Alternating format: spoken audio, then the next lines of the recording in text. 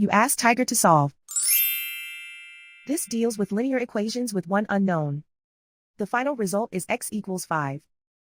Let's solve it step by step. Simplify the expression.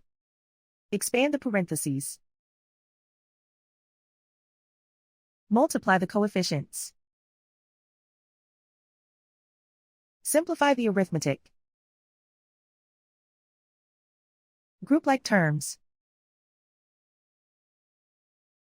Simplify the arithmetic. Group all constants on the right side of the equation.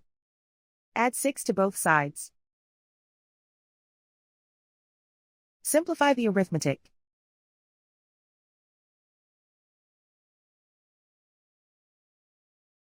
Isolate the x. Divide both sides by 24. Simplify the fraction. Find the greatest common factor of the numerator and denominator. Factor out and cancel the greatest common factor.